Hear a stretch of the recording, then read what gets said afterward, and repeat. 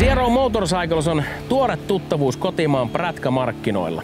Se, mikä tekee siitä vielä hieman erikoisemman kaikkiin muihin valmistajiin verrattuna, on se, että Zero Motorcycles tekee Yhdysvalloissa sähkömoottoripyöriä. Kyseinen Zero SR-malli on malliston tehokkain naku, 144 newtonia vääntöä ja karvan auki 70 hevosvoimaa. Ne tarjoaa kyllä melkoisen mukavat kyydit.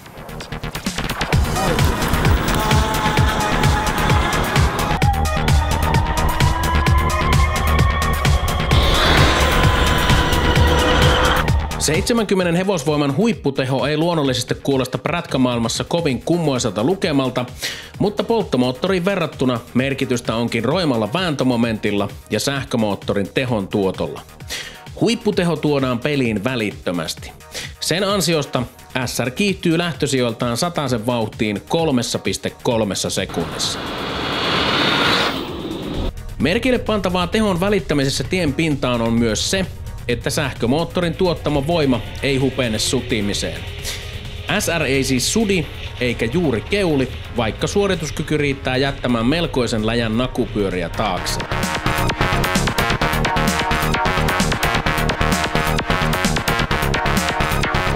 Näitä sähkökäyttöisiä moottoripyöriä ja autoja leimaa kaikkia yksi yhteinen nimittäjä, ja se on tää käytön helppous.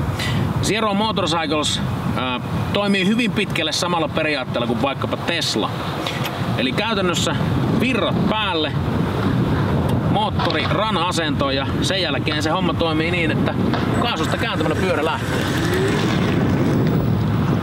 Sähköpyörä ei juuri vaadi huoltotoimenpiteitä, sillä akkupatteristolle luvataan lähes 500,000 kilometrin toimintatakuu. Toisioveto on toteutettu hihnalla, joten ketjujen rasvaamisen voi unohtaa. Zero SR on todella pienikokoinen pyörä ja yli 100-kiloiselle motoristille se on auttamatta liian pieni. Kooltaan se on lähempänä 125 kuutioista kuin 600. Toinen harmistuksen aihe on toimintasede, joka tosin SR13-mallin kohdalla on varsin pätevä. Kaupungissa virtaa riittää valmistajan ilmoituksen mukaan 260 kilometrin matkalle ja maantielläkin puolet siitä.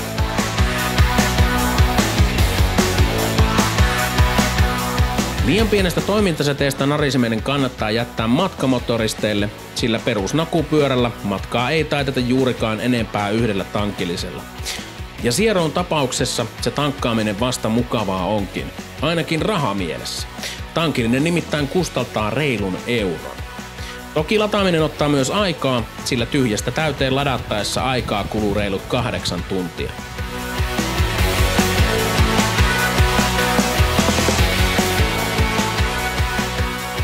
Yksi hämmentävimmistä asioista Zeron kohdalla on tietenkin se, että pyörästä ei kuulu ajettaessa kuin pieni sähkömoottorin ujellus. Erityisesti risteyksissä tunne on kummallinen, sillä pyörä seisoo liikennevaloissa päästämättä pihaustakaan. Kun lähdön aika tulee, kahvasta kääntämällä SR ampaisee jälleen liikkeelle.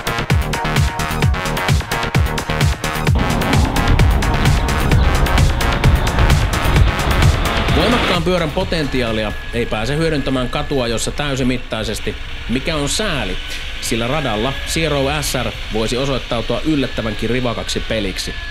Alusta ja jarrut ovat kunnossa, eikä voimasta varmasti tule pulaa.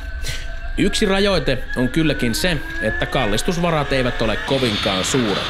Jalka raapii maata jo katuajoskin, joten säädettävät tapit lienevät pakkohankintaradalle. Zero Motorcycles osoittaa sen, että sähköprätkän valmistaminen on nykypäivänä itse asiassa ihan relevantti vaihtoehto. Kyseessä oleva SR-malli on hyvä kaupunkinaku, ei se mikään matkapyörä ole, mutta sitten taas toisaalta jos mietitään niitä hyviä puolia, niin suurin piirtein euron sijoituksella tällä pyörällä pystyy ajaa semmoisen 200 kilometriä ja huoltokustannukset, ne on melkein nollassa.